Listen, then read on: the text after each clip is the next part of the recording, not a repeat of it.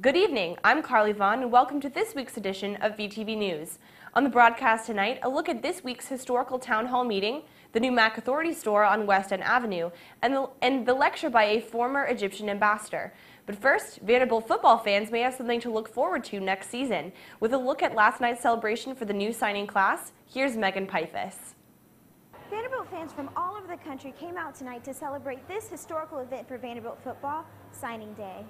This year, Vanderbilt football has signed its best class ever. According to Rivals.com, the 2011 recruitment class was ranked only 58th in the nation, while this year's class has climbed 20 ranks to be ranked the 26th signing class of 2012. This is a huge day for Vanderbilt because it's our best recruiting class ever, and I do believe we also have the better recruiting class in the University of Tennessee for the first time in the history of the great university. Coach Franklin noted that tonight's attendance was a great increase from last year's signing day. Not only has this important event for Vandy football attracted hundreds of fans from across the nation, but also local sponsors such as Moe's Southwest Grill and Chick-fil-A. Athletics certainly took advantage of the great attendance by encouraging all fans to purchase season tickets for the upcoming season. Again, I appreciate, I know I'm preaching to the choir right now, but I'm asking you guys to come out and be at the spring game and support the spring game. I'm asking you to buy season tickets. I'm asking you to talk positive wherever you can about Vanderbilt football and the direction we're going. With 21 signees all rated at least 3 stars by ESPN, Vanderbilt football will be making great progress in the SEC. It's been pretty interesting, you know, all the fan support that came out today. It's really interesting, all the commits that we have. It's going to be a great year this year. During the signing day celebration, Franklin boasted of the quality of signees recruited and the quality of the world-class education Vanderbilt will be able to offer them. When we can get a great local player, it makes sense to everybody. You know, being able to provide a world-class education like Vanderbilt can provide to this young man right here in our own community, and then also from an attendance standpoint. You know, we're going to be able to attract all the people from McGavock High School come over and support us as well, and all over the state. Mary? Vandy football received a wide range of support tonight with young prospective students and alumni. Black! Go! Black! Go! Most visibly, they received support from the cheerleading and dance teams and even the pep band. As far as this year, we expect there to be a lot more excitement with Coach Franklin bringing in all of the new recruits and hopefully having a better football team this year. And yeah.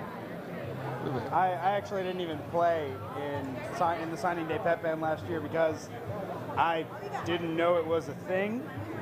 So, but I'm really excited about Coach Franklin and next year. This year's signing day was certainly an improvement for Vanderbilt athletics. Vandy football hopes to yield great results on the field in the upcoming season. Thanks, Megan. In other news, the story that's on everyone's minds, Tuesday night's town hall meeting regarding Vanderbilt's non-discrimination policy and how that policy affects leadership and funding for student religious organizations.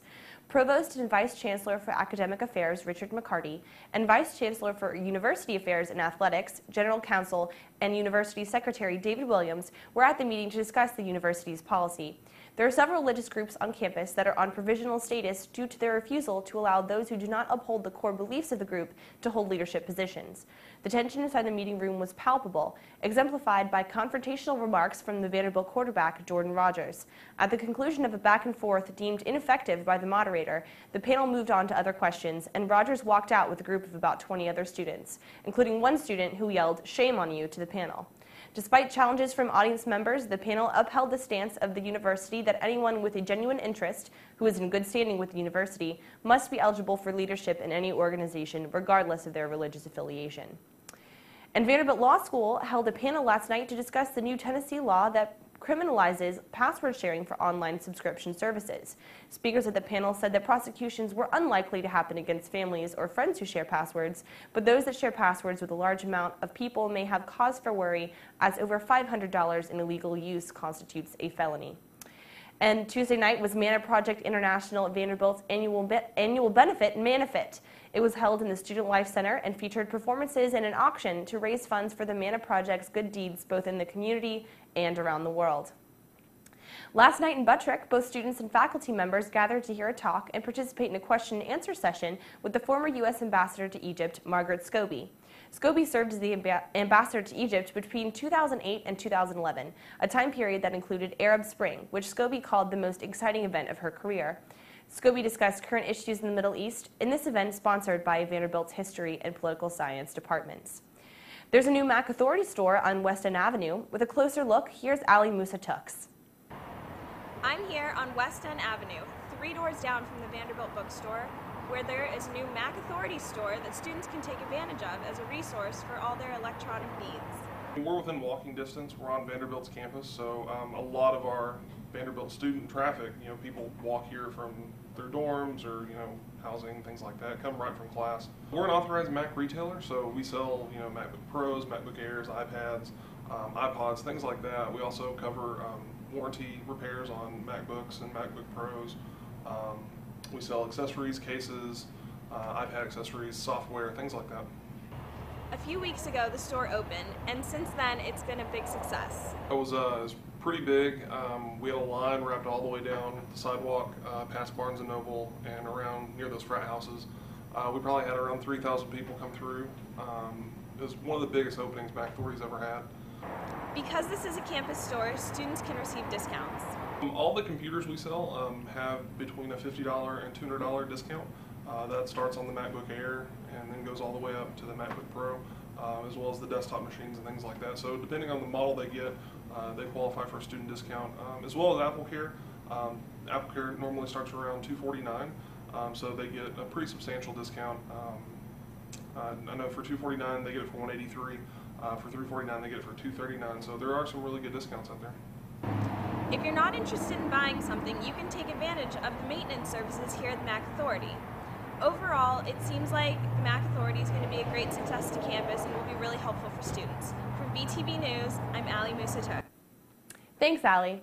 The Rhythm and Roots Performance Company presented their show, Unwritten, a Showcase, on January 28th and 29th. Take a look.